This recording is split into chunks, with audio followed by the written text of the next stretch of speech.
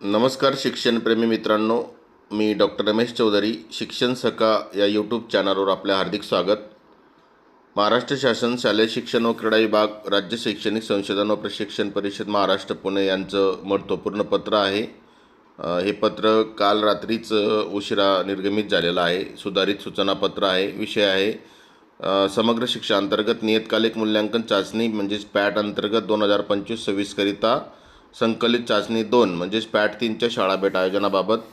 हे सुधारित पत्र या अर्थाने आहे की एक पत्र संदर्भ क्रमांक 2 अन्वये काढण्यात आलं होतं आणि त्याच्यामध्ये पॅटच्या दिनांकामध्ये काही बदल झालेला होता, परंतु पॅटच्या दिनांकात कुठल्याही प्रकारचा बदल नसल्याचं यात आहे. तर या 3 नियतकालिक मूल्यांकन चाचण्यांच्या संदर्भात आपण 2025-26 मध्ये ज्या चाचण्या घेत आहोत त्याच्यात चाचणीचा दिनांक हा 11, 15 आणि 22 एप्रिल 2026 या कालावधीतच आयोजित करण्यात येणार आहे.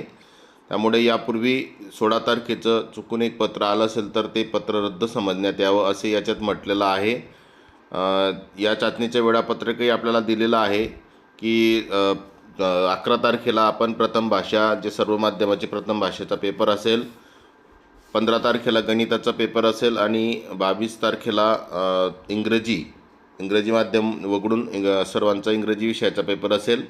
तर हे याच्यासाठी वेळापत्रक दिलेलं आहे. यापूर्वी आपल्याला याच्याबद्दल माहिती आहे, परंतु एक पत्र तारखेच्या बदलाच्या संदर्भात काल निर्गमित झालं आणि ते चुकीने निर्गमित झाल्यामुळे ते रद्द समजण्यात यावं असे याच्यात म्हटलेलं आहे.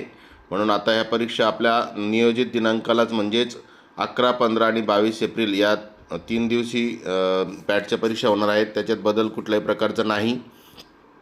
आपण या संदर्भात सर्वांनी त्या नियोजनानुसार आपण कामकाज करायचं आहे. संकलित चाचणी 2च्या बाबतीमध्ये काही सूचनाही देण्यात आलेल्या आहेत की संकलित चाचणी 2 ही शासकीय आणि स्थानिक स्वराज्य संस्थेच्या सर्व शाळा आणि खाजगी अनुदानित शाळांमधील विद्यार्थ्यांसाठी आयोजित करण्यात येणार आहे.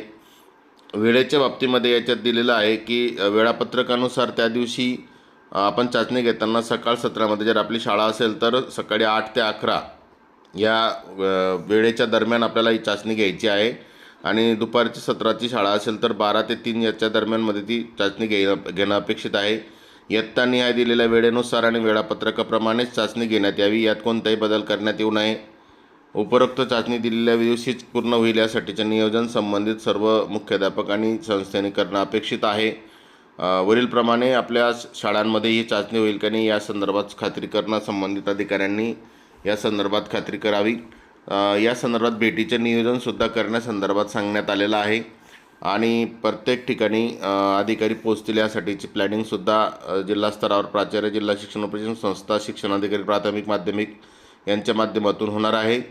चाचणी पत्रिकांचा मोबाईलमधून फोटो काढणे किंवा समाज माध्यमांद्वारे इतरांना पाठविणे आणि प्रसारित करणे असे गैरप्रकार होणार नाही त्याची दक्षता घेणं अपेक्षित आहे.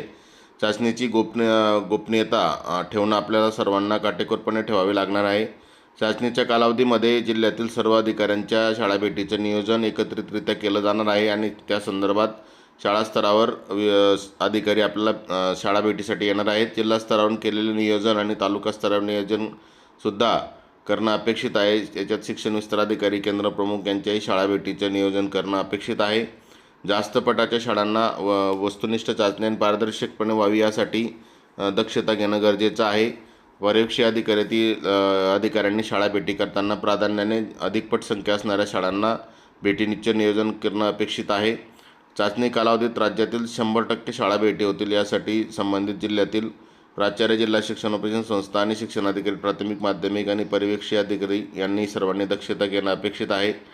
चाचणी झाल्यानंतर तपासणी केलेले 10% उत्तरपत्रिकांची यादृच्छिक पद्धतीने तपासणी करण्याचे नियोजन सुद्धा प्राथमिक माध्यमिक शिक्षणाधिकारी आणि प्राचार्य, जिल्हा शिक्षण प्रशिक्षण संस्था यांनी करणं अपेक्षित आहे. तर हे महत्त्वपूर्ण अपडेट आपल्या सर्वांसाठी आहे की चाचणीचा जो कालावधी आहे, वेळापत्रक आहे, नियोजन आहे ते यात देण्यात आलेलं आहे. नियोजित दिनांकालाच म्हणजेच 11, 15 आणि 22 एप्रिल रोजीच ही चाचणी होणार आहे. याच्यात कुठलाही बदल होणार नाही. आपण सर्वांनी या संदर्भामध्ये पत्रानुसार कार्यवाही करावी. यात कुठल्याही प्रकारचा बदल नाही. सुधारित सूचनापत्र आपल्या सर्वांना माहितीसाठी सादर केलेलं आहे. आपण आतापर्यंत व्हिडिओ पाहिला असेल तर लाईक करा, कमेंट करा आणि चॅनलला सबस्क्राईब करा. आपण आतापर्यंत व्हिडिओ पाहिला त्याबद्दल आपल्या मनापासून धन्यवाद.